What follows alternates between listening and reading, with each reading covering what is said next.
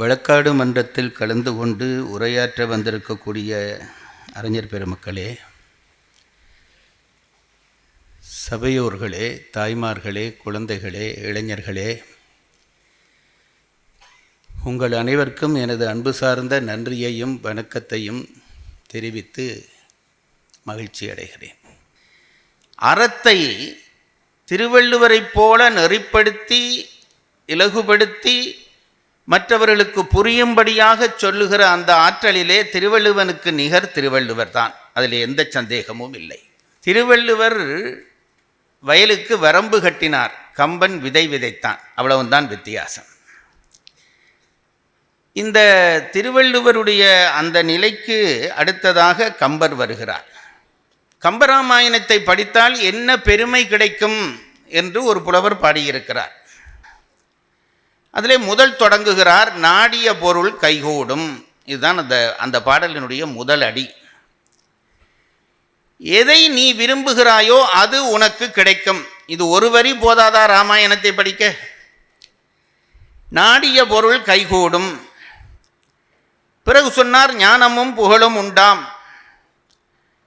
அதற்கு அடுத்து சொன்னார், வீடியல் வலியதாக்கும். சும்மா விளையாட்டாக இந்த நாடிய பொருள் கைகூடும், ஞானமும் புகழும் உண்டாம் என்ற அளவிலே நிற்காது. அதை வீடு வேற்றை நோக்கி நம்மை நகர்த்தும், வீடியல் வலியதாக்கும். அதற்கு பிறகு சொல்லுகிறார், வேரி அங்கமலை நோக்கும். தேன் பொருந்திய தாமரையிலே இருக்கிறவளாகிய மகாலட்சுமி யாராவது ஒருவன் ராமாயண புஸ்தகத்தை கையில் எடுத்தால் உடனே அவனை திரும்பி பார்ப்பாளாம். இன்றைக்கு பல பேர் அந்த புத்தகத்தை எடுக்கப் போகிறார்கள்.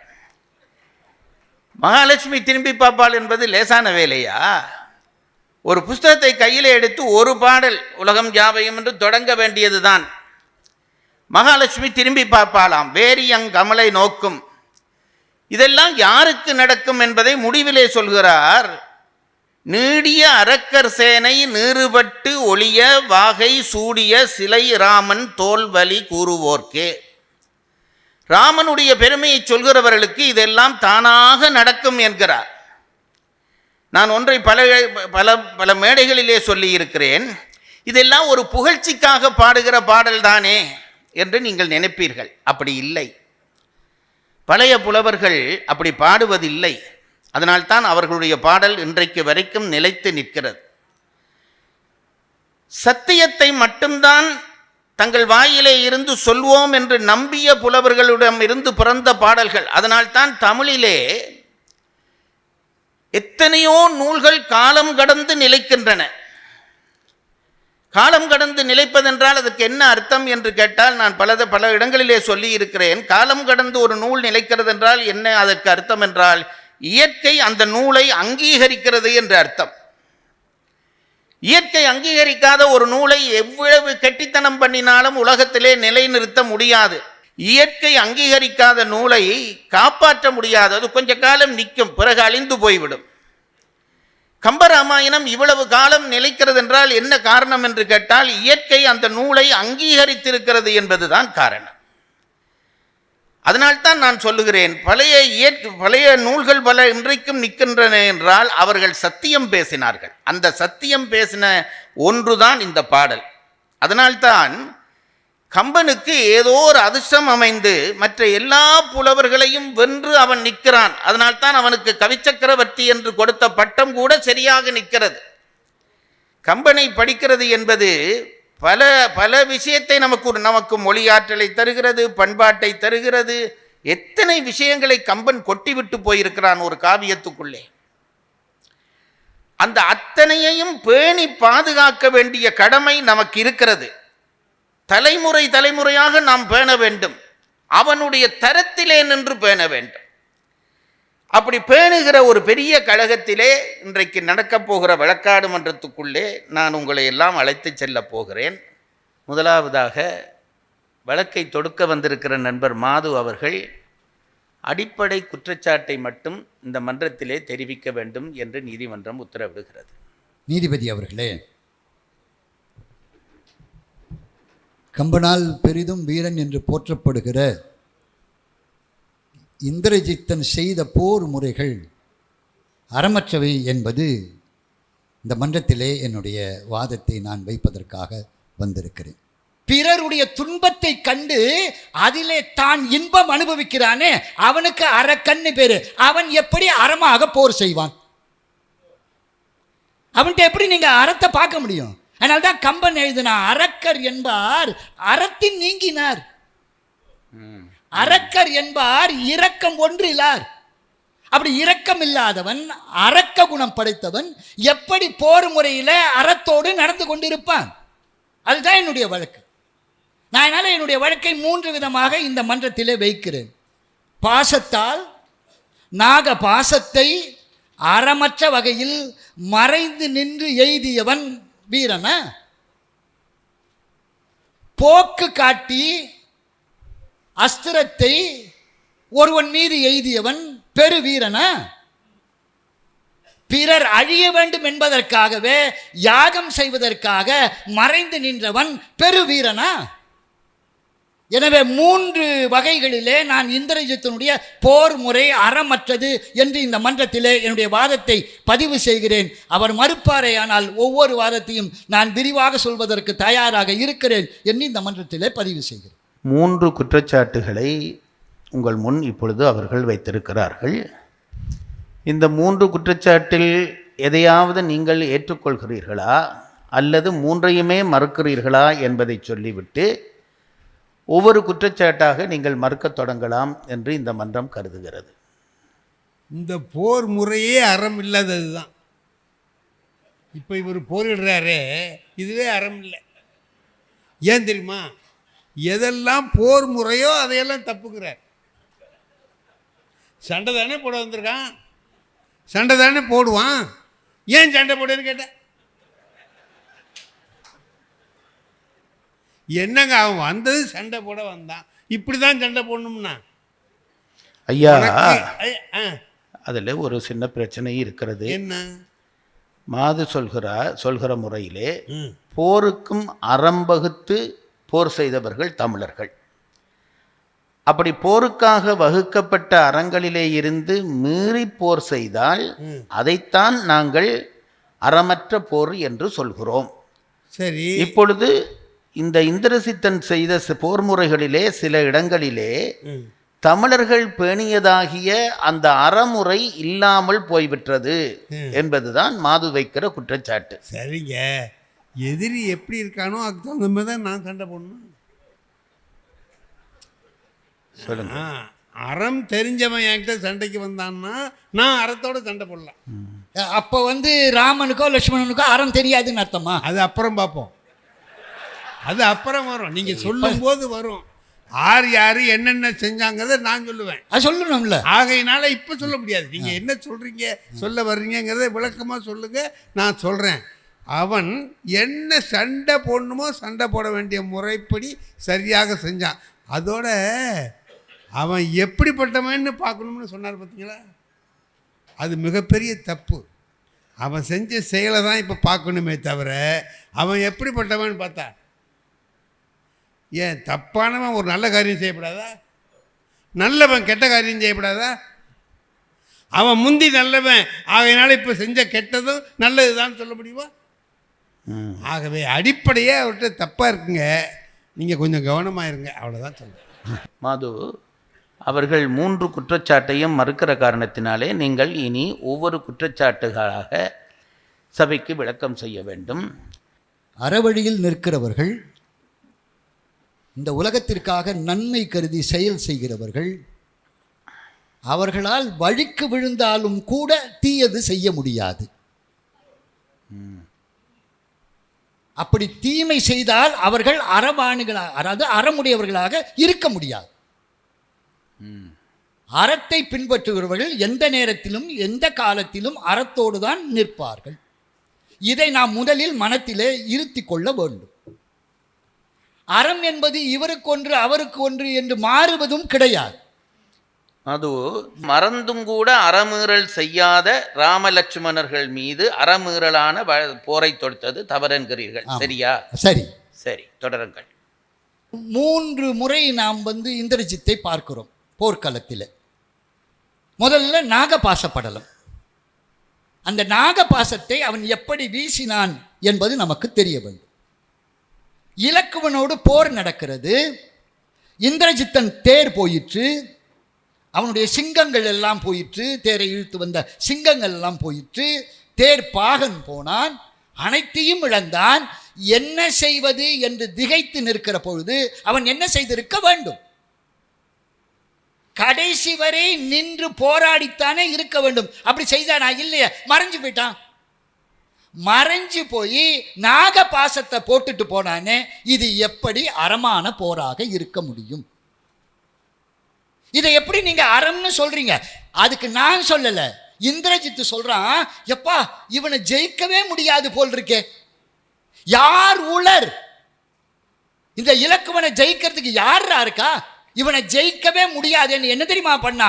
நாகபாசத்தை போட்டுட்டு நேர போய் அரண்மனையில இருந்து தன் தகப்பன்ட்டு சொல்றான், அப்பா உடல் ரொம்ப நொந்து போயிருக்கேன்ப்பா, நாளைக்கு போய் மற்றதை முடிக்கிறேன்ப்பா அப்படின்னு சொன்னான்னா, இப்ப என்னாச்சு தெரியுமா?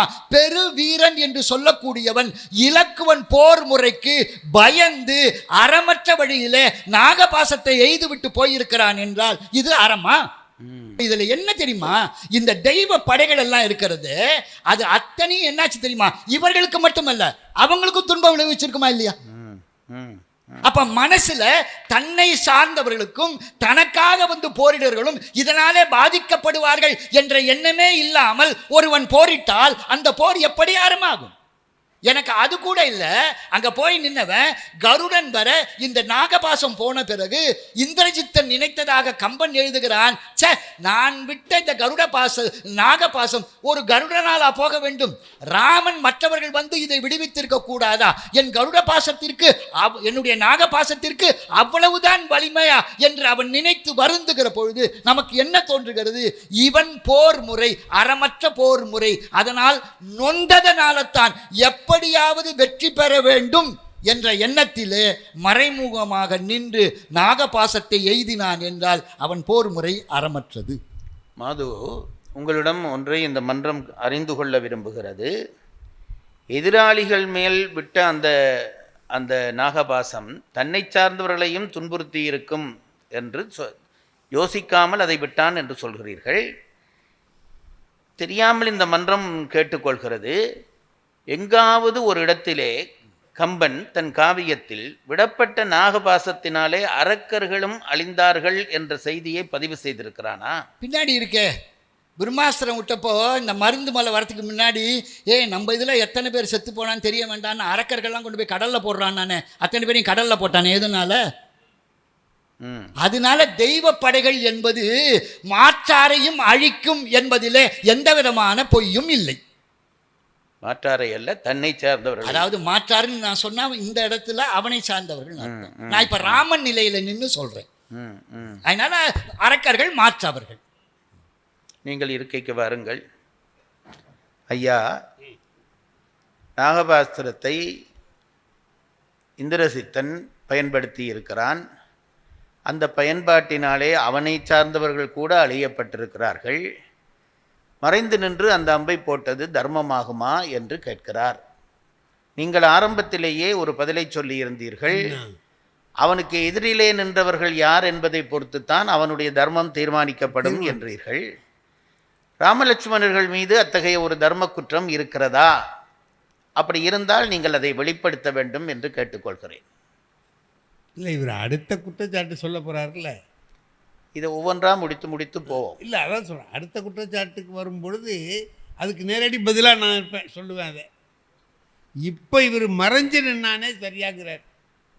மறைஞ்சு நின்னது சரியா, நம்பாலும் சாவான்னு தெரிஞ்சு போடலாமான்னு கேட்குறார். சண்டேன்னு போனால் நம்பாலும் தான் சாவான், அவனும் தான் சாவான். ஏங்க, இதில் சண்டேன்னு போனதுக்கு அப்புறம் என் ஆள் எவனுமே சாகக்கூடாது, அவன் மட்டும்தான் சாகணும்னு நினைக்கிறேன். நடுவர் அவர்களே, சண்டைன்னா போராடி சாகலாம், போராடாமையே மறைஞ்சு நின்று அம்பு போட்டு எல்லாரும் சாவுடான்னா அது எப்படி சண்டை ஆகும்? இப்போ நாகபாசம்ங்கிறதே போராடுறது இல்லையே, அவன் மேலே போட்டால் எல்லாரும் விழுந்துருவான். ஒவ்வொருத்தனுமா போராடி அவள்தான், போராடாம தான். அதுதான் சொல்றேன், அதுதான் நான் தப்புன்னு சொல்றேன். ஏங்க போராடாமையே எதுக்கு சாவணும்? நான் என்ன சொல்கிறேன், ஒவ்வொரு முறை ஒவ்வொருத்தட்ட போர் முறை இருக்கும். இவனுக்கு நாகபாசத்தை போடுற முறை தெரிஞ்சது போட்டான். என்கிட்ட என்ன அம்பு இருக்கோ அதை நான் போடுவேன். நான் இப்போ இதை ஏன் போட்டேன்னு நீங்கள் கேட்கக்கூடாது. சண்டைக்கு வந்தால் என்கிட்ட இருக்கிற அம்பை நான் போடுவேன். இல்லையே, எதிராளி அந்த மாதிரி அம்பு இருந்து எய்யாம இருக்கானே, அது அவன் மேலே. அது ஏன் போடல நான் கேட்க முடியுமா? அவன் தெரியாம இருக்கிறான். அதுக்கு நான் என்ன பண்றது? தெரியாம இருக்கிறது இல்ல, தெரியாம இருக்கிறது இல்ல. ஏன் நான் விட்டது சரியா தப்பாங்கிறதா உங்களுக்கு கேள்வி. அவன் ஏன் விடல அப்படின்னு அது எனக்கு தெரியாது. அவன் போடாம இருந்திருப்பான், மறந்துருப்பான். அதுதான் நான் சொல்ல வரேன். யார பத்தியும் கவலைப்படாம பிறரை துன்புறுத்துவதே தன் வாழ்க்கையின் வேலையாக கொண்டிருக்கிறவன் தான் இந்த மாதிரி போரிட முடியுமே தவிர. போர்க்களத்துக்கு போனதுக்கு பிறகு இந்த ஒப்பாரி வேலையெல்லாம் வச்சக்கூடாது. போர்க்களம்னு போனா நீயா நானா, அது அவன் செய்கிறான். மறைஞ்சு போய் நின்று சண்டை போட அவனுக்கு தெரியும், அதனால போனான். உனக்கு தெரியாது, போல. அரக்கர்களுக்கு ஒரு அறம் தெரியும் என்பதற்காக மனிதர்களுக்கு ஒரு அறம் என்பது கிடையாது. அறம் என்பது எல்லாருக்கும் பொது.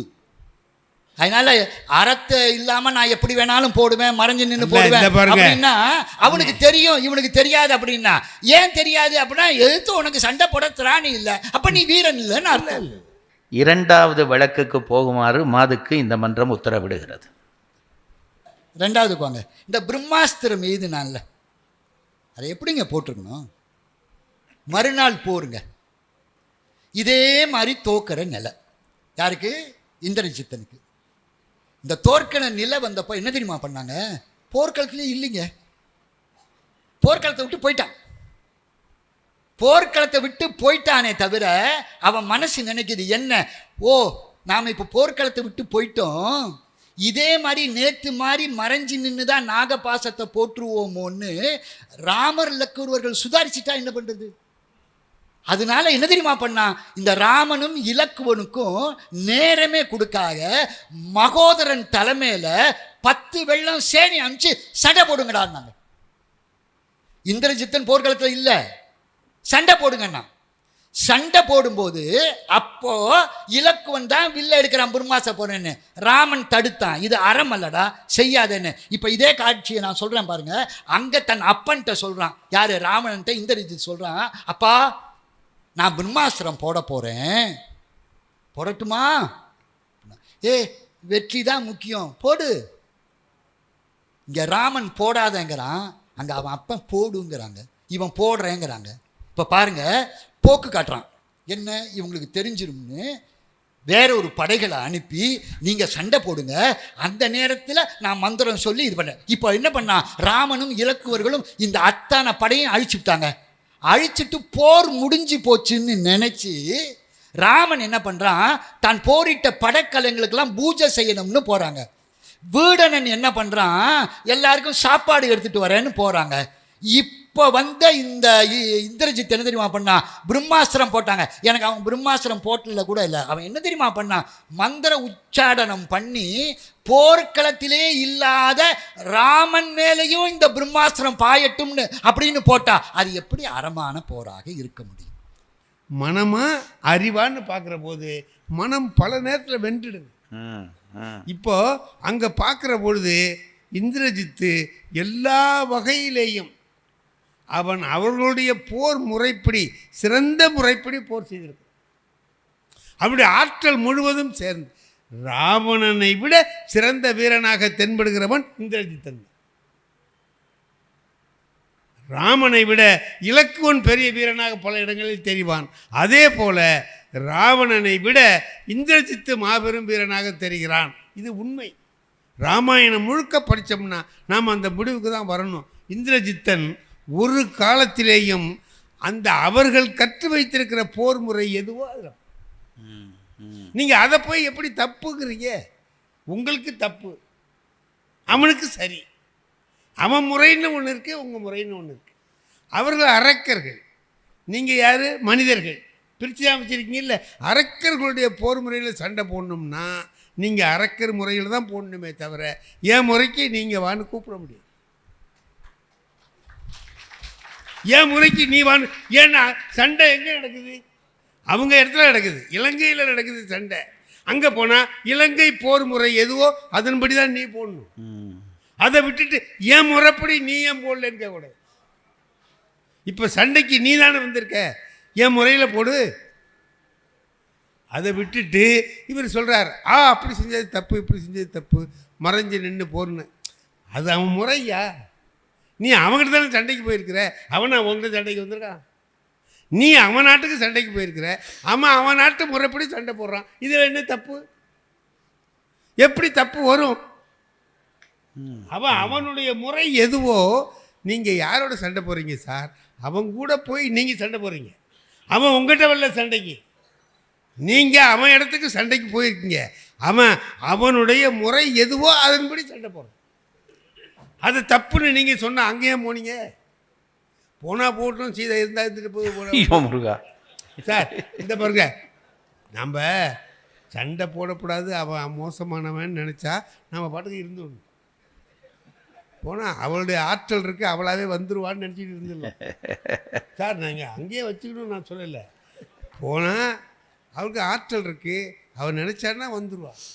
நான் அவன் சீதையே சொல்கிறான்ல, நான் நினச்சா இன்னது செய்வேன், போயிடுவேன். நான் நினச்சா என்னால் போக முடியும்டா. அது அவளுடைய வில்லின் ஆற்றலுக்கு மாசு என்று வீசினேன் சொல்கிறது சீதை.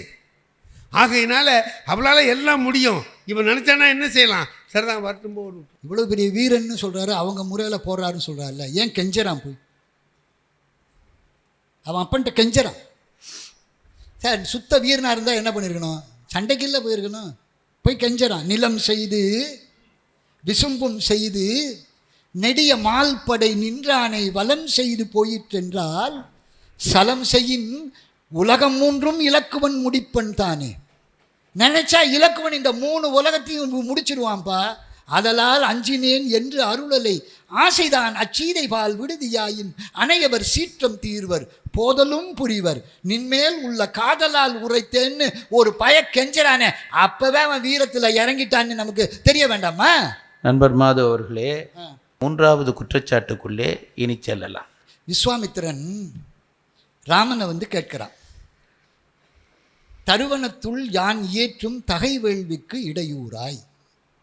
ஏன் இந்த வேள்வி சொல்கிறேன்னா, இந்த வேள்வி எனக்காக செய்கிறது இல்லைப்பா, உலக நன்மைக்காக செய்ய போகிறேன். யான் இயற்றும் தகை வேள்விக்கு இடையூறாய் வெறுவரச் சென்று அடை காம வெகுளி என நிறுதரிடை விளக்காவண்ணம். உன்னோட கரிய செம்மலை எனக்கு கொடு. இப்போ வேள்வியில் பாருங்கள், ஒரு வேள்வி தகை வேள்வி. இப்போ இந்திரஜித்தன் ஒரு வேள்வி செய்ய போகிறான் நிகும்பலையில், அது தகை வேள்வியா? அது தகை வேள்வி இல்லையே. அப்போ அது என்ன? இந்த உலகத்தில் இருக்கிறவங்களை அழிக்கணும் அப்படிங்கிறதுக்காகவே அவன் செய்ய போகிற வேள்வி. இப்போ பல தடவை அடிபட்டுட்டானா ராமன்ட்ட. அதனால இப்போ என்ன தெரியுமா பண்ணுறான்? இது எதிரிகளுக்கு தெரியக்கூடாதுன்னு மறைமுகமாக பண்ணணும்னு நினைக்கிறான். நல்லா ஞாபகம் வச்சுங்க, நான் இந்திரஜித்த வீரன்கள்லேருந்து குறைச்சி மதிப்பிடலை. அந்த வீரன் கையாளுகிற வழிமுறைன்னு ஒன்று இருக்குல்ல, அந்த வழிமுறையைத்தான் நான் அறமற்றதுன்னு சொல்லிக்கிட்டு இருக்கேன். இப்போ என்ன நினச்சிருக்கணும்? இந்த தகைவேள்வி செய்யாமல் காமியமாக தனக்கு வேண்டியதை பெறணுங்கிறதுக்காக ஒரு வேள்வி செய்ய போகிறவன் முதல்ல செஞ்சது என்ன தெரியுமா? இவர்களை திசை திருப்ப வேணுங்கிறதுக்காக மாயா சீதையை கொண்டு வரான். கொண்டு வந்து ஆஞ்சநேயன் முன்னாடி அவளை வெட்டுறான். வெட்டிவிட்டு என்ன சொல்கிறான்? இங்கே பாரு, இப்போவே நான் அயோத்திக்கு போகிறேன், அந்த அயோத்தியில் போய் பரதன் முதற்கொண்டு அத்தனை பேரையும் அழிக்க போகிறேன், அந்த நாட்டை நான் எடுத்துக்க போகிறேன் அப்படின்னு சொல்கிறான். இப்போ என்னாச்சு தெரியுமா? இவர்கள் அத்தனை பேரும் பதறி போயிருக்கிற காலத்தில் வேள்வி செய்யறதுக்கு போனான்.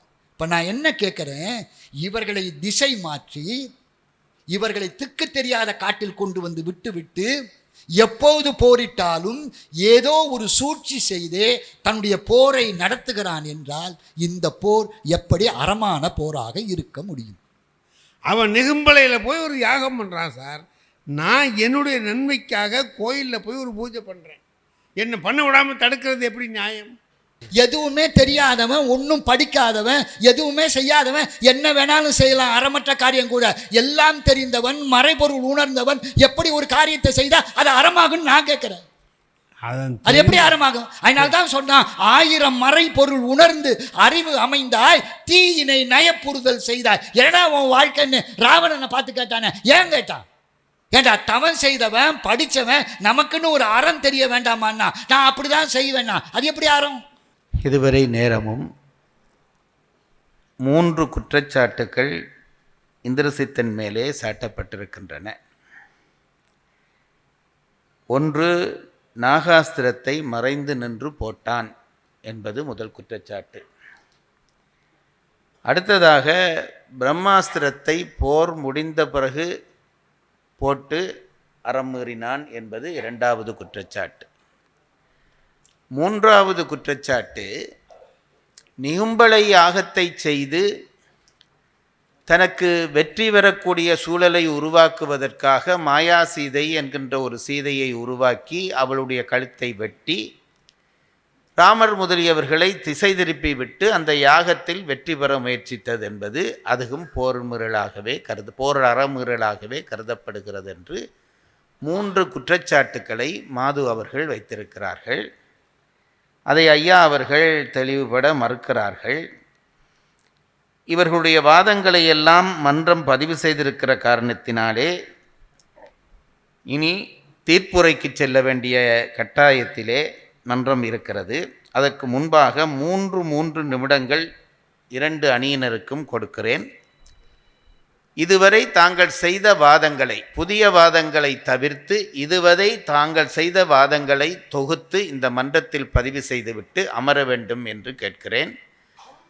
அந்த தொகுப்புரை முறைப்படி இப்பொழுது ஐயா அவர்கள் முதலாவதாக தன்னுடைய தொகுப்புரையை நிகழ்த்துவார்கள். போரில் அறம் என்பது இவன்கிட்ட ஒரு முறை இருக்குது, அவன்கிட்ட ஒரு முறை இருக்குது. அதை நீங்கள் தப்புன்னு ஒன்று ஒன்றா எடுத்து வச்சு சொன்னாலும், எல்லாத்தையும் சேர்த்து வச்சு சொன்னாலும், அவன் முறை அது, அதன்படி அவன் சண்டை போட்டான். அதுலேயும் வெற்றி பெற முடிஞ்சிருந்தால் தான் நீங்கள் அங்கே போயிருக்கணும்.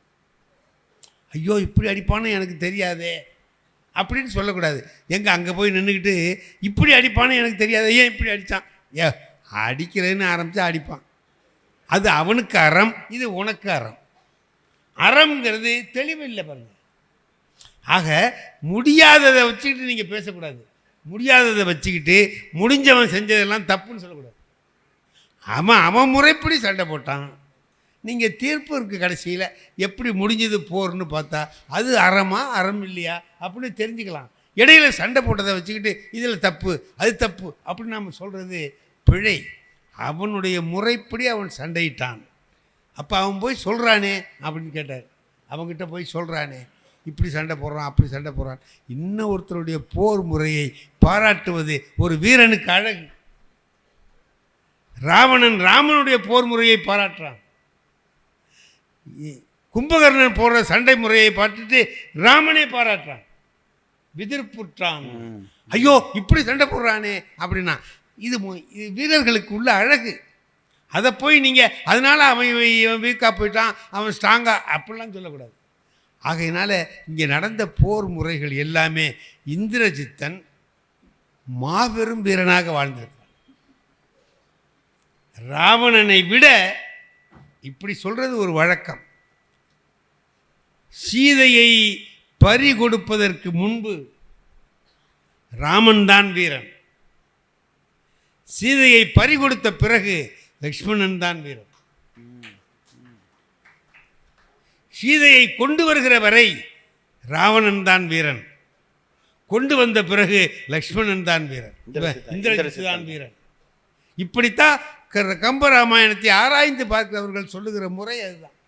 அப்படி பார்க்குற போது மாபெரும் வீரனாக இந்திரஜித்து தெரிகிறான். இல்லைன்னா கம்பர் சொல்லுவாருங்களா, வில்லாளரை எண்ணில் வீரருக்கு முன் நிற்கும் வீரன். வில் ஆற்றல்ல அவன் அவ்வளவு முதல் ஆள் அவன்தான், லட்சுமணன் இல்லை அவன்தான். இன்னும் சொல்ல போனால் அவர்களுக்கு எல்லாருக்குமே அரக்கர்களுக்கெல்லாம் மல்யுத்தம் தெரியும். கட்டி பிடிச்சி சண்டை போடுறது அவங்களுக்கு தெரியும். ஒண்டிக்கு ஒண்டி வான்னு கூப்பிடுவான். இவங்களை கூப்பிடல. ஏன் தெரியுமா? இவங்களுக்கு தெரியாதுங்கிறதுனால தான். இவங்க இந்த ராமலட்சுமணர்களுக்கெல்லாம் கட்டி பிடிச்சி சண்டை போடுகிற முறை வராது. அதனால அவன் என்ன பண்ணான், அவனுக்கு தெரிந்த மல்யுத்த முறையை இவர்கள் மீது பயன்படுத்தலை. வேண்டாம், அவங்களுக்கு தெரியாததுல போய் நம்ம சண்டை போட, அவன் விட்டு கொடுத்தான்னா அவன் தான் போகிற அறத்தில் ரொம்ப உயர்ந்த நிலையில் இருந்திருக்கான். ஆகையினால அவங்கிட்ட சண்டைக்கு போயிட்டு நீ ஏன்டா இப்படி சண்டை போட்டேன்லாம் கேட்காதீங்க. போனது நீங்கள் அவன் இடத்துக்கு, அவன் முறைப்படி தான் அவன் சண்டை போடுவான், அப்படி தான் போட்டான். அது அவனுக்கு அறம். போர் அறம்ங்கிறது ஒவ்வொரு ஊரில் ஒவ்வொரு மாதிரி இருக்கும். அவங்க ஊர் முறைப்படி அவன் சண்டை போட்டான். அது உங்களுக்கு பிடிச்சா அங்கே சண்டை போடலாம், இல்லை நீங்கள் அப்போயே திரும்பி கூட வந்திருக்கலாம். சீதை பாட்டுக்கு இருந்துட்டு போதுன்னு வந்திருக்கலாம், வரலையே நீங்கள். ஆகையினால இலக்குவனுடைய போர் முறைகள் அறம் அன்று என்பதை நான் மறுக்கிறேன். அவன் செய்தது அவர்களுடைய முறைப்படி அறம். எனக்கு திருக்குறள் அறம், இன்னொருத்தனுக்கு வேற ஒன்று அறம். அவன் முறையில் ஏற்றத்தாழ்வை ஒத்துக்குவான், என் முறையில் ஏற்றத்தாழ்வை ஒத்துக்க மாட்டேன். பிறப்போக்கும் எல்லா உயிருக்கும்னு நான் சொல்லுவேன். இது ஏன் அறம்? ஆகையினால என்னுடைய அறம் எனக்கு, உங்கள் அறம் உனக்கு. அதனால் நீ செஞ்சது தப்புன்னு சொல்லக்கூடாது. ஆகவே அவன் செய்தது அறமற்ற முறை என்பதை நான் மறுக்கிறேன். நன்றி, வணக்கம். எனக்கு அவங்க சொன்னதில் ஒரு மறுப்பு உண்டு. இன்றைக்கும் உலகத்தில் போர் அப்படின்னா அது எந்த நாடாக இருந்தாலும் அறம் உண்டு. ஆஸ்பத்திரி மேலே குண்டு போட மாட்டாங்க, எந்த நாட்டிலையும் போட மாட்டாங்க. பொதுமக்கள் இருக்கிற இடத்துல குண்டு போட மாட்டாங்க. உணவு எடுத்துக்கிட்டு போகிற வண்டி இருக்கு இல்லையா, அது மேலே குண்டு போட மாட்டாங்க. அது இந்தியாவுக்கு ஒரு அறம், மற்ற ஊர்களுக்கு ஒரு அறம்னு ஒவ்வொரு ஊருக்கும் போர் முறையில் அறம்ங்கிறது வேறுபாடு கிடையாது. அதை நாம் முதலில் உணர்ந்து கொள்ள வேண்டும். அது எந்த ஊராக இருந்தால் என்ன. ரெண்டாவது, வள்ளுவர் சொல்கிறார், சென்ற இடத்தால் செலவிடாது தீது ஓரி நன்றின்பால் உய்ப்பது அறிவு. அப்பா, நீ படிச்சிருக்கியாடா? உனக்கு எல்லாம் தெரியுமா? எல்லாம் தெரிஞ்சால் உன்னுடைய அறிவு எதுக்கு தெரியுமா பயன்படணும்? உன்னுடைய அறிவு நன்மை கருதி தான் போகணுமே தவிர தீமை கருதி போகக்கூடாது. நான் கேட்கிறேன், அரக்கர்கள் அத்தனை பேரும் படிக்காதவர்களா? அவர்கள் செய்யாத தவமா? எவ்வளவு தவம் பண்ணான், எத்தனை பேரை போரிலே வென்றான். ஆனால் அவர்கள் அத்தனை பேரும் அழிந்தார்களே, ஏன் அழிந்தார்கள்? கேள்வி அதுதான், என்னுடைய கேள்வி அதுதான். அத்தனை பேரும் அழிந்தார்களே, ஏன் அழிந்தார்கள்? எப்பொழுது அறம் தவறியதோ அப்பொழுது அவர்கள் வாழ்க்கை அழிந்தது. நான் கம்பனே சொல்ல வரல. நீங்கள் எதை எடுத்து பார்த்தாலும், எந்த காவியத்தை எடுத்து பார்த்தாலும், ஒழுக்கத்திலிருந்து நீங்கள் தவறிவிட்டீர்களானால் அதன் பிறகு உங்களுடைய வாழ்வு இனித்ததாக சரித்திரம் கிடையாது. அப்போ என்ன ஆகுது தெரியுமா? ஒழுக்கத்திலிருந்து தவறிய பிறகு தான் செய்தது சரிதான் என்கின்ற ஆணவம் மனசில் வந்து உட்காரும். அந்த ஆணவம் உட்கார்ந்த போதே அதர்ம வழியில் போக தொடங்குகிறார்கள். அப்படி அரக்கர்கள் என்பவர்கள் அதர்ம வழியிலே போனார்களே தவிர அவர்கள் தர்ம வழியிலே நடக்க. நான் இப்படி சொல்லட்டுமா? ராவணன் போரிட்டான், மாய போரிட்டானா? கும்பகர்ணன் போரிட்டான், மாய போரிட்டானா? அக்ககுமாரன் போரிட்டான், மாய போரிட்டானா? போர் செய்ததிலே அறமற்ற போரை செய்தவன் ஒருவன் என்றால் அது இந்திரஜித்தனை தவிர வேறு யாரும் இல்லை. இன்னைக்கு இருக்கிறதுக்கு என்ன காரணம்னா, ஐக்கிய நாடுகள் சபைன்னு ஒன்று இருக்கு. அது சில போர் முறைகளை வகுத்திருக்கு. அதுக்கு மீறி செய்கிறத தப்புன்னு சொல்லுது. அப்போ ஏது ஐக்கிய நாடுகள் சபை? அவனும் ஒரு போர் முறை வச்சுருந்தான், அதன்படி போட்டான். அதனால் இதை கொண்டு போய் அதில் சேர்க்கப்படாது. அது தனி, இது தனி. இந்திரசித்தன் செய்த போர் முறை தவறானது என்பது தொடுக்கப்பட்டிருக்கிற வழக்கு. 3 குற்றச்சாட்டுக்களை மாது அவர்கள் தொகுத்திருக்கிறார்கள். கூடியிருக்கிற இராமாயண பரிச்சயம் இல்லாதவர்களுக்காக சொல்லுகிறேன். இந்திரசித்தன் முதலிலே நாகாஸ்திரத்தை பிரயோகித்தான், ஓரளவு வெற்றி கண்டான். கருடாழ்வாருடைய வருகை மூலம் அந்த வெற்றி தோல்வியாக மாறிற்று. இது முதல் நிகழ்ந்த ஒன்று. அதற்கு பிறகு பிரம்மாஸ்திரத்தை பிரயோகித்தான். ஆஞ்சநேயர் மருத்துவமலையை கொண்டு வந்து அந்த வெற்றியை தோல்வியாக்கினார். இது இரண்டாவது. இந்த இரண்டும் நடப்பதற்கு முன்பு இந்திரசித்தனை பொறுத்தளவிலே இந்த வெற்றி ராமலட்சுமணருடைய போரிலே தங்களுடைய வெற்றி நிச்சயமானது என்ற நம்பிக்கை இருந்தது. சந்தேகத்துக்கு இடமில்லாமல் அவன்தான் ராவணனை சீதையை திருப்பி விட்டுவிடக்கூடாது என்று தூண்டியவர்களிலே முதலிடம் பெற்றவன் இந்த இந்திரசித்தன் என்பதை யாரும் மறக்க மாட்டார்.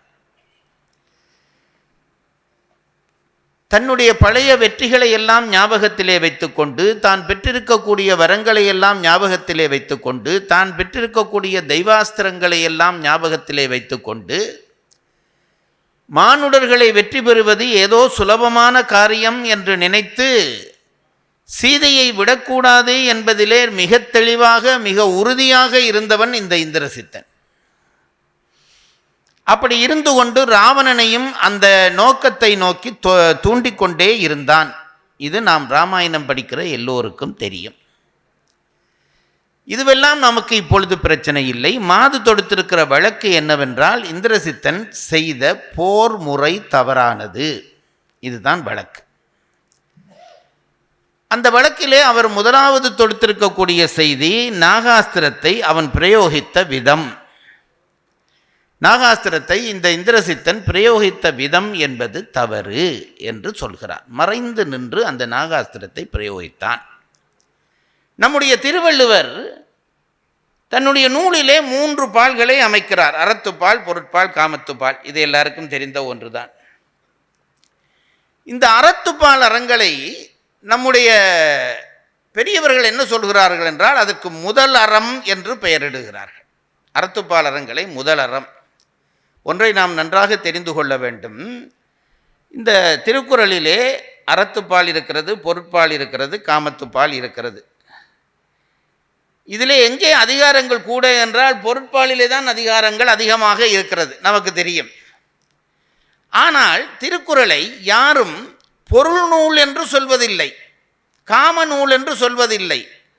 ஒட்டுமொத்தமாக திருக்குறளுக்கு சூடப்பட்டிருக்கிற மகுடம் என்பது அறநூல் என்கின்ற மகுடம்தான். இது நமக்கு தெரியும். அறத்திலே இல்லறம் துறவறம் என்று 2 கூறுகள். அதிலே இல்லறம் நடத்த வேண்டுமானால் பொருளும் வேண்டும், காமமும் வேண்டும். பொருள் இல்லாவிட்டால் இல்லறம் நடத்த முடியாது, காமம் இல்லாவிட்டால் இல்லறம் சுவைக்காது. ஆகவே பொருளும் காமமும் இல்லறத்தை பொறுத்தளவிலே தேவை. அதற்காகத்தான் பொருட்பாலையும் காமத்துப்பாலையும் அதனுடைய உபபிரிவுகளாக கொண்டு வந்து பின்னாலே சேர்த்திருக்கிறாரே தவிர, பொருளை பற்றி பாடுவதோ அல்லது காமத்தை பற்றி பாடுவதோ திருவள்ளுவருக்கு நோக்கம் அல்ல. அவை இரண்டையும் அறத்துப்பாலினுடைய கூறுகளாகத்தான் வைத்திருக்கிறார் என்று பரிமேலழகர் என்ற பெரும் உரையாசிரியர் சொல்லியிருக்கிறார். இதை முதல் புரிந்து கொள்ள வேண்டும். அப்படி பாடப்பட்ட இந்த அறத்துப்பால் பொருட்பால் என்ற 2லேயும் காமத்துப்பால் ஒரு நாடகத்தன்மையாக அமைந்து விடுகிறது. அதை ஒரு புறம் விட்டு விடுகிறார்கள் பெரியவர்கள். இந்த அறத்துப்பாலிலேயும் பொருட்பாலிலேயும் என்ன வித்தியாசம் என்று கேட்டால், 2ம் அறம் சொல்லும். அதை பற்றி சொல்லுகிற பெரியவர்கள் என்ன சொல்லுகிறார் என்றால், அறத்துப்பாலை முதலறம் என்று சொல்கிறார்கள். எஸ் ராமகிருஷ்ணன் என்று மதுரையிலே ஒரு பேரறிஞர் இருந்தார். அவர் திருக்குறளை பற்றி எழுதுகிற பொழுது திருக்குறளிலே அறத்துப்பாலை முதலறம் என்றும் பொருட்பாலை சார்வரம் என்றும் பேசுவார். இந்த முதலறம் என்பது ஒரு தனி மனிதன் தன் வாழ்விலே கடைபிடிக்கக்கூடிய அறங்கள், அதுதான் முதலறம். சார்வரம் என்றால் என்னவென்றால், நீ தனி மனிதன் அல்ல, ஒரு குழுவினுடைய தலைவன், தனி ஒருவன் அல்ல, அதை விட்டுவிடு, ஒரு கூட்டத்தினுடைய தலைவன். இந்த தலைவன் ஒரு அறத்தை கடைபிடிக்க வேண்டுமானால் என்ன சிக்கல் என்று கேட்டால், அந்த தலைவன் என்ன செய்ய வேண்டும்? அந்த கூட்டத்தினுடைய நல்வாழ்வு நோக்கி அவன் செயல்பட வேண்டும். இந்த கூட்டமாக பிரிவது என்பது இயற்கையாக அமைந்து போய்விட்ட ஒரு விஷயம். இந்த கூட்டங்கள் வந்த பிறகு என்ன ஆபத்து நடந்ததென்றால், உலகத்தினுடைய இயற்கையிலே ஒன்று, வலியது மெலியதை விழுங்கும், தவிர்க்க முடியாது. எப்பொழுதும் வலியது மெலியதை விழுங்கும். எலியை பூனை கடிக்கும், பூனையை நாய் கடிக்கும், நாயை அதற்கு மேலே இருக்கிற புலி கடிக்கும். இப்படியே இருக்கிறது என்பது இருக்கிறதே, இது உலக இயற்கை. இதிலே குற்றம் சொல்வதானால் கடவுளிடம்தான் போக வேண்டும். வலியது மெலியதை விழுங்கும். அப்ப என்ன செய்ய வேண்டும்? நீ விழுங்கப்படாமல் இருக்க வேண்டுமானால் நீ உன்னை வலியவனாக ஆக்கிக்கொள். இதுதான் பொருட்பால் சொல்லுகிற அறம். புரிந்து கொள்ளுங்கள். எப்பொழுதும் இது தனி வாழ்விலும் உண்மை பாருங்கள். என்ன அதாவது உன்னை மற்றவர்கள் விழுங்காமல் இருக்க வேண்டுமென்றால் என்னை அவன் விழுங்கி விட்டான் இவன் விழுங்கி விட்டான் என்று பேசாதே. உன்னை மற்றவன் விழுங்க முடியாதபடி உன்னை வலியவனாக ஆக்கிக்கொள், வலியவனாக ஆக்கிக்கொள். அப்பொழுதுதான் நீ வாழ்வாய். அப்போ ஒரு கூட்டத்தினுடைய தலைவன் என்று ஒருவன் வந்த பிறகு அவனுக்கு என்ன அறம் தெரியுமா? தன் கூட்டத்தை வேறொரு கூட்டத் தலைவன் விழுங்காமல் பார்த்து கொள்ள வேண்டும். அதற்கு அவன் என்ன செய்தாலும் அது அறமாகும். இது எப்படி நியாயமாகும் என்று கேட்டால், அவனை பொறுத்தளவிலே அவன் கூட்டத்தை காப்பாற்றுவதுதான் அவனுக்கு முதல் அறம். ஆகவே அவன் என்ன செய்ய வேண்டும்? தன் கூட்டத்தை காப்பாற்ற வேண்டுமானால் அவன் எதையும் செய்யலாம். இது திருக்குறளில் போனால் ரொம்ப ஆச்சரியமாக இருக்கும் பாருங்க.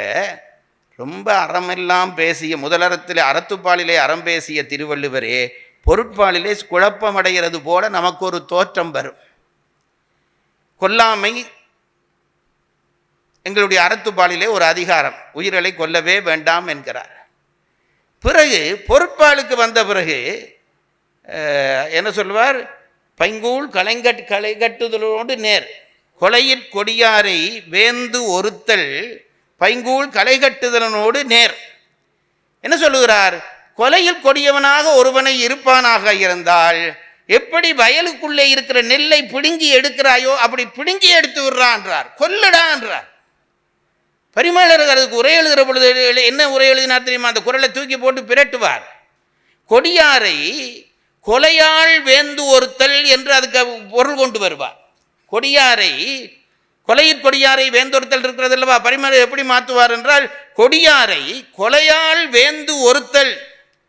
ரொம்ப கொடியவனாக ஒருவன் இருக்கிறானா அவனை கொன்றாவது மற்றவர்களை காப்பாற்று என்கிற பொழுது, அப்ப கொல்லுதல் கொல்லாமை என்று முன்னுக்கு சொன்னாரே, இங்க கொல்ல சொல்லுகிறாரே என்று குழப்பம் வேண்டாம். அது தனி மனித அறம். இது உன்னை நம்பிய ஒரு கூட்டத்தை காப்பாற்ற வேண்டுமானால் ஒருவனை கொன்று 50 பேரை காப்பாற்று, தப்பில்லை என்கிறார் திருவள்ளுவர். ஒருவனை கொன்று 50 பேரை காப்பாற்று. இது ரொம்ப நுட்பமான ஒரு மயிரிழையான அறம். இதை புரிந்து கொள்வது கஷ்டம். இங்க பாருங்க, ரொம்ப பண்பாடுகளை எல்லாம் அறத்துப்பாலிலே சொன்ன திருவள்ளுவர் பொருட்பாலிலே வந்து ஒற்று என்று ஒரு அதிகாரம் வைக்கிறார். மற்றவன் என்ன பேசுறான்ங்கிறத ரகசியமா கேள். என்ன சார் இதெல்லாம் அறமாகுமா? இன்னொருவன் பேசுறதை நாங்கள் கேட்கலாமா? தனி வாழ்விலே கேட்காதே. உன்னை நம்பி ஒரு கூட்டம் இருக்கிறது என்றால் அந்த கூட்டத்தை காப்பாற்றுவதற்காக எதிராளி என்ன திட்டம் போடுகிறான் என்பது உனக்கு தெரிய வேண்டும். ஆகவே ஒற்றனை நியமித்து அங்கே போய் அவன் என்ன பேசுகிறான் என்பதை ரகசியமாவது தெரிந்து உன்னை காப்பாற்றிக்கொள், உன் கூட்டத்தை காப்பாற்றிக்கொள் என்று சொல்லுகிற இடம் இருக்கிறதே. இதுதான் அந்த அந்த தர்ம சங்கடம் என்கிறோமே, அறத்து எல்லைகளுக்குள்ளே வரக்கூடிய ஒரு மெல்லிய கோடு. இந்த அறத்துப்பால் பொருட்பால் என்ற நுட்பத்திலே பொருட்பாலிலே தான் போர் வருகிறது.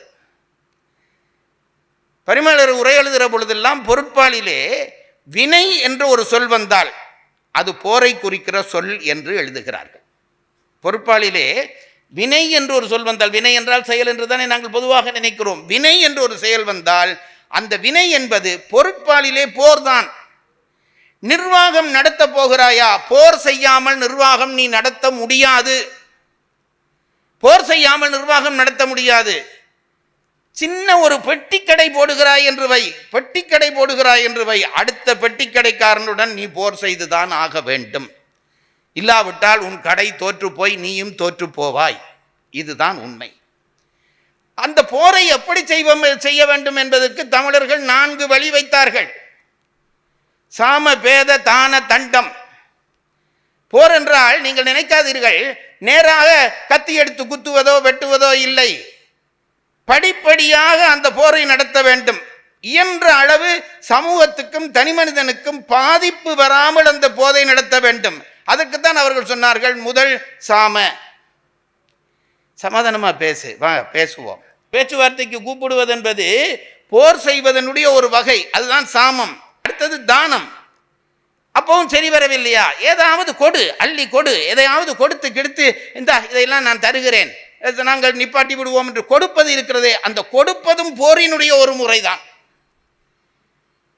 சாமதானம். அடுத்தது பேதம். பேதம் என்பது மிரட்டுவது.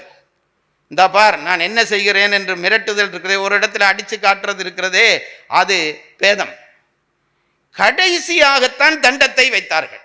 தண்டம் என்பதுதான் போர் முறையினுடைய கடைசி முறை. நாளுமே போர் முறைதான்.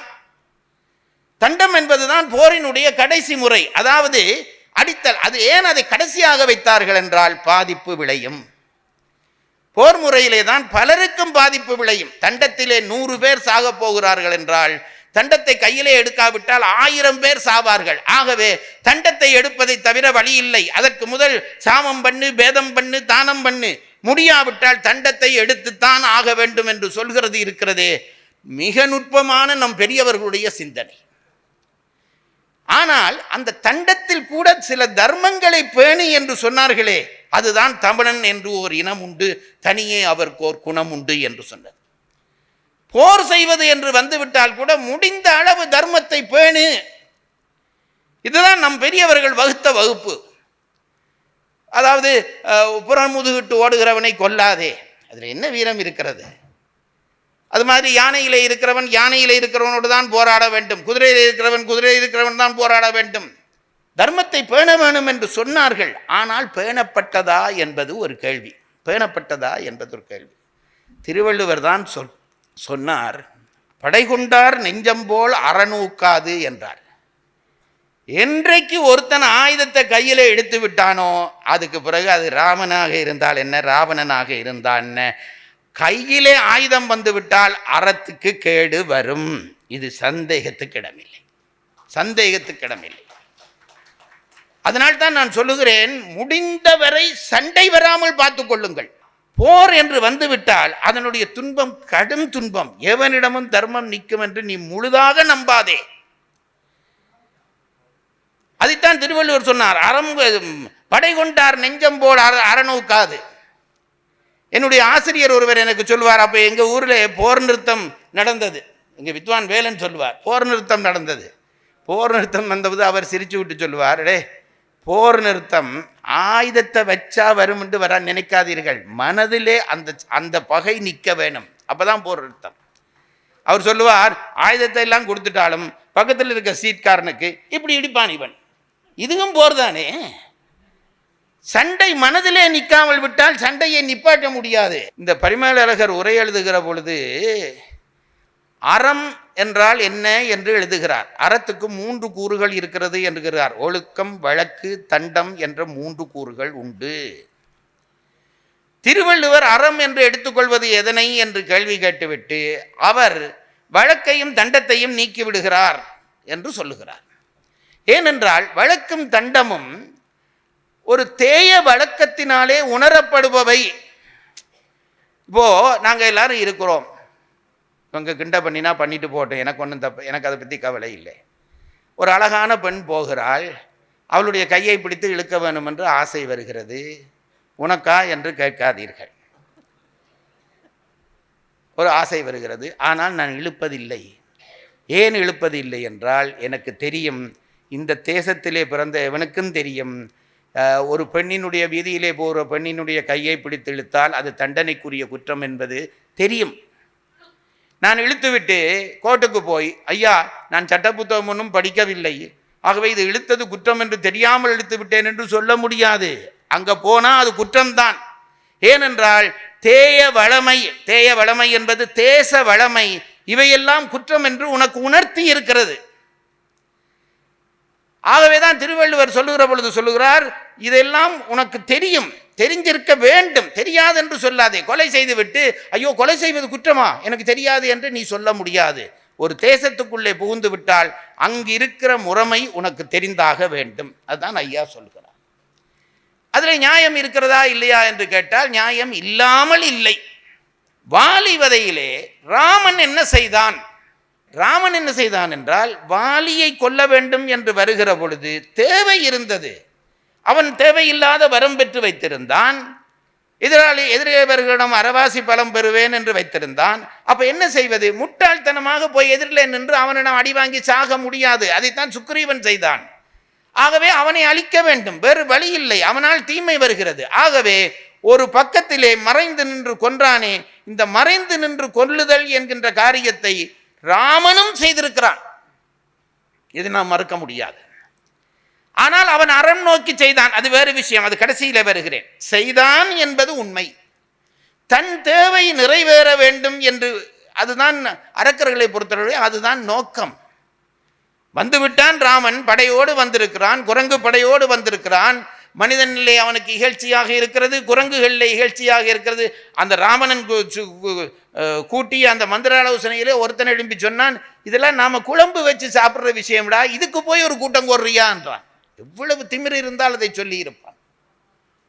குரங்கும் மனிதர்களும் நாங்கள் குழம்பு வச்சு சாப்பிட்ற விஷயம், இதுக்கு போய் ஒரு கூட்டம் கூடுறியான்றான் ஒருத்தன். அப்படி அந்த நினைப்பிலே வந்தவர்கள். அப்போ இந்திரசித்தன் என்ன நினைக்கிறான், 2-3 தடவை அனுபவம் வந்து அனுமன் வந்த பொழுதே பிரம்மாஸ்திரத்தை பிரயோகிக்க வேண்டி வந்து விட்டது. ஆகவே இதுக்கு வேறு வழி இல்லை என்று தெரிந்து இவர்களை வீழ்த்த வேண்டும் என்கிற பொழுது படிப்படியாகத்தான் ஆயுதங்களை செலுத்துவார்கள். கடைசியிலே தான் பெரிய ஆயுதத்தை செலுத்துவார்கள். அந்த வகையிலே நாகாசுரத்தை செலுத்த வேண்டும், மறைந்து நின்று செலுத்த வேண்டும், தெரியத்தக்கதாக செலுத்தி அழியக்கூடாது. நான் சொன்னதுக்கு ஆரம்பத்திலே பாருங்கள், என்னது, உன்னை சார்ந்த கூட்டம் வெல்ல வேண்டும் என்று வருவதுதான் பொறுப்பால். நீ ஒரு கூட்டத்தினுடைய தலைவனா, அந்த கூட்டத்தை காப்பாற்றுவதுதான் உனக்கான முதல் அறம். ஆகவே உன்னை சார்ந்த கூட்டத்தை நீ காப்பாற்றி ஆக வேண்டும் என்று அந்த அறத்தின்படி இந்திரசித்தன் என்ன நினைத்தான், அறங்கள் சொல்லப்பட்ட அறங்கள் எல்லாம் ஒரு பக்கத்தில் இருக்கட்டும், என்னை சார்ந்த கூட்டம் காப்பாற்றப்பட வேண்டும் என்பதற்காக நாகாசுரத்தை பிரயோகித்தான். இது அறமா அறம் இல்லையா என்று கேட்டால் பொதுநிலைப்படி அவன் நிலைப்படி அது அறமாகத்தான் கருதப்படுகிறது. பொருட்பாலின்படி தன்னை சார்ந்த கூட்டத்தை அவன் காப்பாற்ற வேண்டும் என்ற நிலை இருந்தால் அதை அறமாக எடுத்துக்கொள்வதை நாம் தவறாக கொள்ள முடியாது. நான் தீர்ப்பு சொல்லவில்லை, கருத்துக்களை பதிவு செய்கிறேன். அதுக்கு அடுத்ததாக பார்த்தால் பிரம்மாஸ்திரத்தை செலுத்திய விதம், அதாவது ஒரு போருக்கென்று போய்விட்டால் அவனுக்கு 5 தயாராக இருக்க வேண்டும். நான் அந்த பக்கம் திரும்பினேன், அந்த நேரம் பார்த்து அடிச்சிட்டான் என்று சொன்னால் நீ ஒரு போர் வீரன் இல்லை, முன் அனுபவம் இருக்கிறது. நாகாசுரம் போடுகிற பொழுது மறைந்து நின்று போட்டான் என்பது தெரியும். இப்படி இந்த அனுபவத்தை பெற்ற ஒருவன் எந்த நேரத்திலும் தயாராக இருக்க வேண்டும். நான் சொல்லுகிறது உண்டு, ஒரு போர் வீரனுக்குரிய வேலை என்னவென்றால், அங்கே பார்த்தேன் இங்கே பார்த்தேன் மெனக்கட்டேன், நான் தண்ணி குடிக்கிற பொழுது அடிச்சிட்டான், இந்த பேச்சு பேசாதே. எந்த நேரமும் நீ தயாராக இருக்க வேண்டும். எதிரி துப்பாக்கியோடு இருக்கிறான், நீயும் துப்பாக்கியோடு இருக்கிறாய், ஒரு நிமிடம் நீ தவறிவிட்டால் அவன் சுட்டு விடுவான். ஆகவே எந்த நேரமும் தயார் நிலையிலே இருப்பதுதான் ஒரு போர் வீரனுடைய கடமை. தங்கள் அறத்தை வைத்துக்கொண்டு மாலையாகிவிட்டது, இருட்டாகிவிட்டது, இனி அம்பு போட மாட்டான் என்று நினைத்திருந்தது இருக்கிறதே, அதை நான் சரியாக ஏற்றுக்கொள்ளவில்லை. ஒரு பெண்ணினுடைய கற்பு நிலை அந்த உயர்ந்த பண்பாட்டுக்கு முன்னாலே எந்த அறிஞனும் சாதாரணனாகி ஆகிவிடுவான் என்று கம்பன் பதிவு செய்கிறான். அதை மறந்து போகாதீர்கள். எந்த அறிஞனும் சாதாரணனாக ஆகிவிடுவான். அதனாலே தான் ஆஞ்சநேயன் சீதையை காணுகிற பொழுதெல்லாம் ஒரு வெகுளியாக நடப்பான்.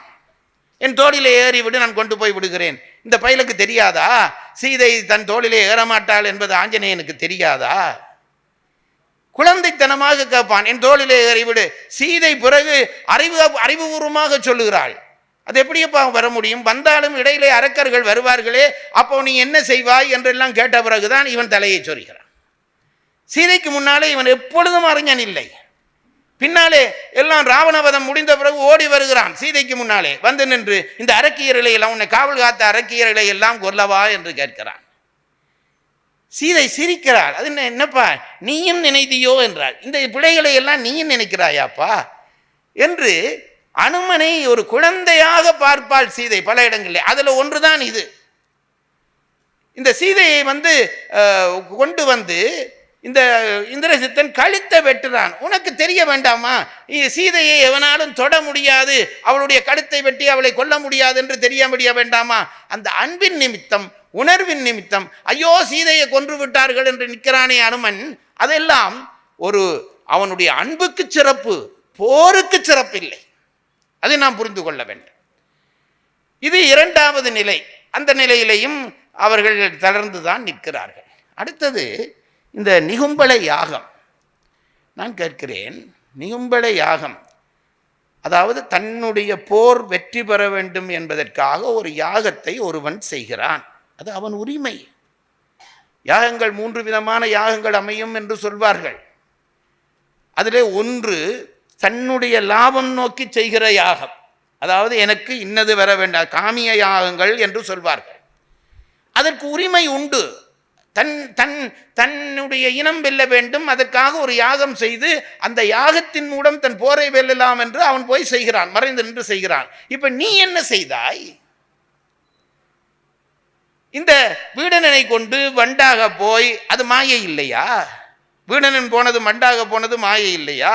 போய் பார்த்து இவன் யாகம் செய்கிறான் என்று சொல்லி வந்து லக்குவனை கூட்டி கொண்டு போய் அந்த யாகத்தை அளித்தானே, அது மட்டும் எந்த அறத்திலே சாரும் என்று கேட்டால் சங்கடமாகத்தான் இருக்கிறது. அது மட்டுமல்ல, இந்த வாலிபதை மட்டுமல்ல, கடலிலே பாலம் காட்டுகிற பொழுது போடுகிற கல்லெல்லாம் தாழத் தொடங்கிவிட்டது. அந்த கற்கள் எல்லாம் மிதக்க வேண்டும் என்று வர்ண பகவானை கேட்கிறான். அப்பொழுது வர்ண பகவான் வரவில்லை. எத்தனையோ தரம் கேட்டு பார்த்து வரவில்லை என்ற உடனே விரதம் இருந்து கேட்டு பார்க்கிறான், வரவில்லை என்ற உடனே கடல் மேலே போர் தொடுக்க ஆயத்தப்படுத்துகிறானே ராமன். அப்போ முன்னாலே வராத ஒருவன் மேலே போர் தொடுக்கிறது என்பது எப்படி நியாயமாகும்?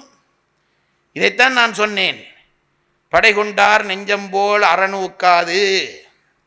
போர் என்று வந்துவிட்டால் வெற்றி தான் முக்கியம். இதுதானே நம்ம இல்ல உலகத்தினுடைய விளக்கமா? போரா வெல். தமிழர்கள் மட்டும் அதிலே மாறுபட்டார்கள். தமிழர்கள் மட்டும் மாறுபட்டார்கள். அதை திருவள்ளுவர் தான் சொல்லுகிறார். என்ன சொல்லுகிறார்?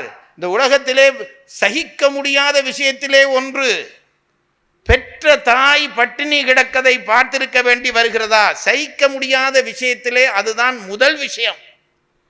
உன்னை பெற்றதாய் பசியோடு பட்டினி கிடக்கிறாள், அதை பார்க்க வேண்டி வந்து விட்டதா? இதை சொல்லிவிட்டு திருவள்ளுவன் சொன்னான், ஈன்றாள் பசி காண்பானாயினும் செய்யற்க. டேய், உங்க அம்மா பட்டினியோடு கிடக்கிறத நீ பார்க்கிறாயா? அப்படி பார்த்தால் கூட ஒரு விஷயத்தை செய்யாதே. எதை செய்யாதே? சான்றோர் பழிக்கும் வினையை செய்யாதே. இது தமிழர் பண்பாடு.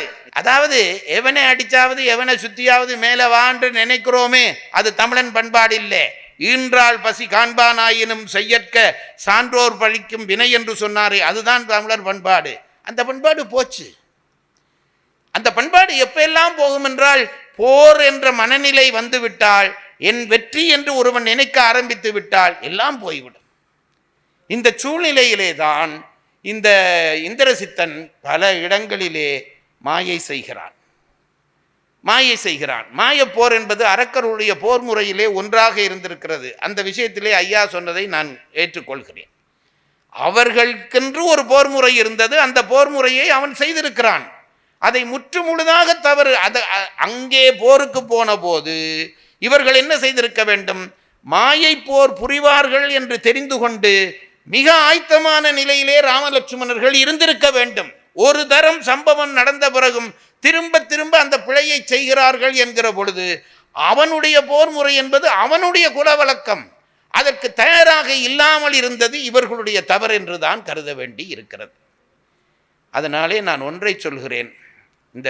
இந்த வழக்கினுடைய தலைப்பு இந்திரசித்தன் செய்த போர் முறை தவறு என்றுதான் வழக்க தொடுத்திருக்கிறார்கள். இந்திரசித்தன் செய்த போரினுடைய நோக்கம் தவறு என்று சொல்லியிருந்தால் உடனடியாக தவறென்று தீர்ப்பளித்து இந்திரசித்தனை சிறைக்குள்ளே அனுப்பியிருப்பேன். ஆனால் அவனுடைய போர் நோக்கம் தவறு என்று சொல்லவில்லை. தந்தையினுடைய காதலியை காப்பாற்றுவதற்காக உயிர் துறக்க போர் புரிந்தான் என்கிற பொழுது அந்த நோக்கத்தை எந்த விதத்திலும் ஏற்றுக்கொள்ள முடியாது. ஆனால் போர் முறை தவறு என்று சொல்லுகிற பொழுது அவர்களுடைய வழக்கம் என்ற ஒன்று இருந்திருக்கிறது. அந்த வழக்கத்துக்கேற்ப அவன் போர் புரிந்திருக்கிறான். திருவள்ளுவரே சொன்னது போல, நீ சார்ந்த கூட்டத்தை காப்பாற்றுவதுதான் உன்னுடைய முதலறம் என்று சொல்லுகிற பொழுது அவனை பொறுத்தளவிலே அந்த போர்முறை அறமாக இருக்கிறபடியால் அவனுடைய அந்த போர்முறையினுடைய தவற்றை நாங்கள் இந்த நீதிமன்றம் பெரிதாக எடுக்கவில்லை.